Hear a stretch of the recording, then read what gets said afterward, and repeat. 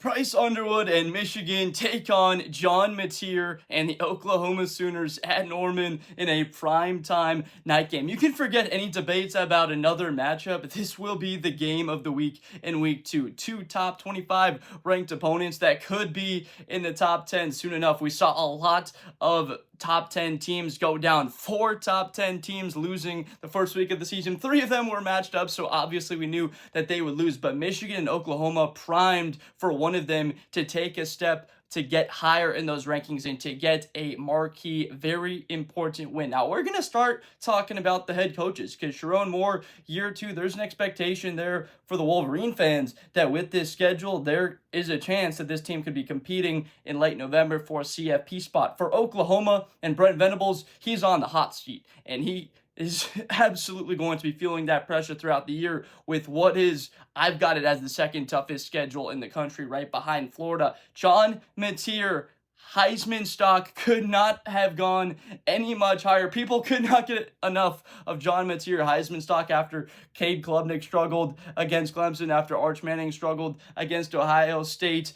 John Mateer flashed his athleticism a couple of times in their matchup in week 1 against Illinois State. I was just off. I said they would win that game 38-0. They win 35-3. But what concerned me just a tad was the yards per carry rushing the ball. Only 3 yards per carry in that game. They were trying to commit to the run game, right? Got Mateer going a little bit, 7 carries. He did have a touchdown in that game. Not quite as productive that we thought he might be going into this matchup. And then on the flip side of that, Illinois State ran the ball a little bit better than we were expecting. 4.5 a carry, 120 yards on the ground. Now, for Michigan, they looked exactly like they have the past 2 seasons. I mean, they were terrific in stopping the run. Only gave up 50 yards on the day, less than 2 yards a carry. They ran the ball for over 200 yards. If there were any question marks about Justice Haynes, the dude had 10 yards a carry, 16 carries for $160 and 3 touchdowns. He's the sole reason they could have given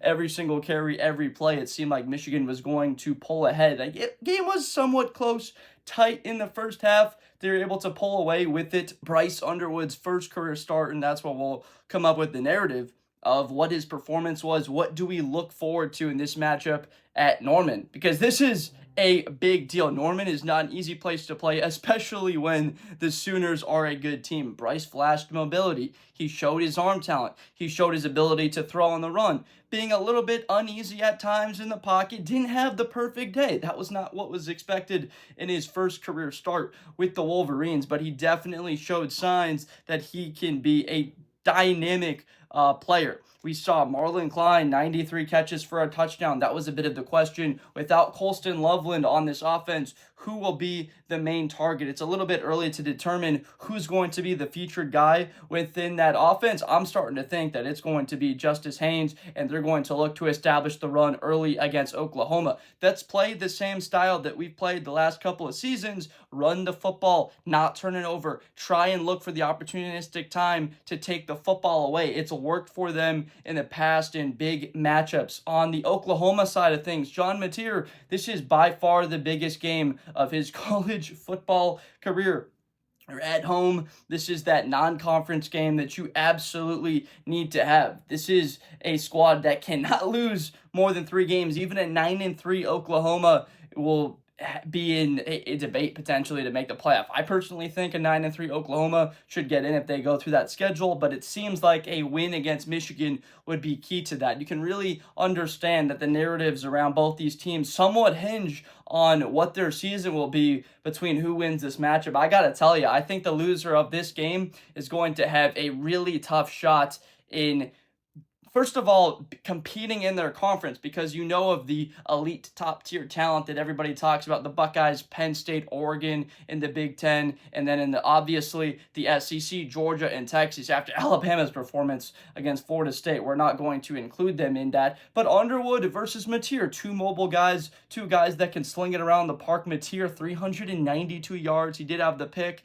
but 3 touchdowns on the day, accounted for 4 total touchdowns. If you're an Oklahoma fan, you could not be any more happy about the start of that matchup. Now, I want to address an absolute travesty in that Michigan game in Jason Barham. Like, that targeting call was bogus. It took away the play of the game from the Wolverines, and there's no place for that type of play to have a guy ejected anymore in college football. We've seen this targeting call impact way too many games in the last since the play has existed, a targeting call where a guy gets ejected, and it seems more often than not that it's one of the best players, it's one of your physical guys making a play. It wasn't even egregious, it wasn't even a crazy hit, and for them to call that he has to sit out the first half against this game against Oklahoma, I absolutely count that as a factor in the game. If I'm Oklahoma, I'm like, John Mateer, let's see if we can run between the tackles, get the ball to our running backs,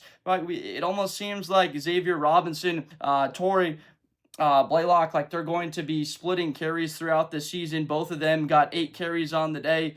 Blaylock was a little bit more productive, 44 yards, 5.5 a carry, and the touchdown as opposed to the 2 yards a carry and 17 yards from Robinson. So Blaylock, get him 10, 12 carries in the first half. Try and establish the run. See if you're able to do it. Nobody's been able to run the ball on Michigan the last 2 years with Kenneth Grant and Mason Graham in the middle of that thing. They still have, of course, Derek Moore up there. They've got Rod Moore in the back end in the secondary. So we absolutely know about the talent that Michigan has on defense. I still got them easily, and everybody does pretty much that watches the sport, as a top 10 defensive line and defense in college football. Same exact thing for Oklahoma. I'm expecting that one to be very low scoring, that this matchup will be something like 20-16, 20-17, that points are not going to be easy to come by, that we'll see important fourth down and goal opportunities, that we'll see third down being an absolute crucial stat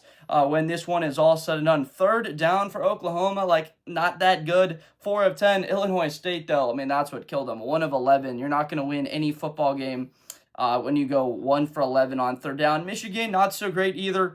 You know, they were 6 of 13 on third down. And then on the flip side of things, New Mexico, awful, 5 of 14. So that's where the advantage came, getting off the field on third down. Now, where am I leaning in this game so far? Who do I so far think is going to come away and win this matchup? I innately, when I saw Bryce flash a couple of times, it's like, wow, it seems tough to go against the Wolverines, but after watching the way that, I'll just say it, you know, Arch Manning's first career start on the road in a big time environment, the way he struggled, I kind of think that Bryce Underwood will follow suit in a sense. Not that they're the same type of player. They have similar traits, right? Good athletes, great arms, but in that environment at Oklahoma, night game, I know it's not going to be super dark yet. It won't be until, you know, October, November, we start seeing it like dark pretty much by kickoff, but that's really where I'm leaning for Oklahoma. It's only in a 2.5 point spread. Oklahoma, as of now, is only favored by 2.5 points. The over-under 46.5, right in line with my 20-17. I think Oklahoma barely covers in this game, wins it 20-17, that they're able to get one of those 4th and 1s, that they are able to keep a drive going, the 4th and goal from the 1 yard line, or get a stop with Michigan in a big moment, in an opportunity for Michigan to punch it in deep in the red zone. That's what this game will come down to. You really don't see either of these teams planning to air the ball out all that much, although Oklahoma's wide receivers had really positive signs in that first game. Obviously, they bring in a number of guys to add to that offense and the receiving core, and they had injured guys. I mean, Keontez Lewis, 119 yards, 2 touchdowns, heck of a day. Deion Burks goes for a touchdown and 90. It seems like they've got a trio of wide receivers, a litany, if you will, to call it. We'll see how the tight end position develops for both of these two teams. Obviously, Michigan's replaced in Colston Level, and they're looking to see someone fill into somewhat of an impact role out of that position. But Oklahoma and their coach, Brent Venables, I'm expecting him to dial up a lot of disguised looks, simulated pressure, right? 4 guys that actually rush, but it looks like there could be 5, 6, 7 guys at the line of scrimmage that are coming, so allowing Bryce Underwood to not let him get settled, establish a rhythm in this game. And that's exactly why I think Sherrone Moore is going to counter that and understand, all right, Oklahoma's going to try and get my quarterback off his spot, get him uncomfortable. Well, sure, the way that we can negate a good pass rush and him having to read coverages is Bryce Underwood's legs. Get him 15, 16 carries in this game.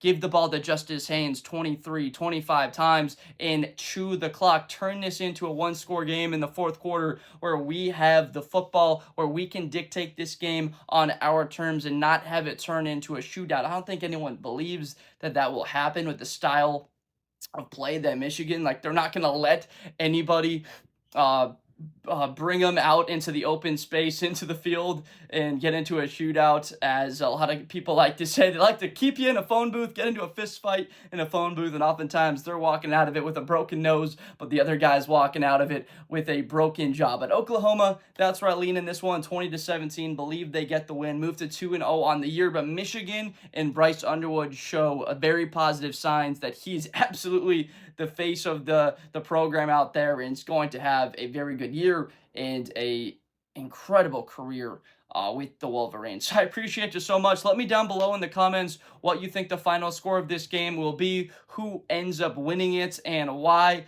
Please subscribe for more content in the future, and I will see you next time. I appreciate you so much. Week 2 of college football. Let's get it on. Best player in college football. That Georgia and Ohio State game, New Year's Eve, is going to be a classic. Josh Blunder, hi everybody, I'm Josh Blunder. To the 40, 35, 30, Espinosa to the 20.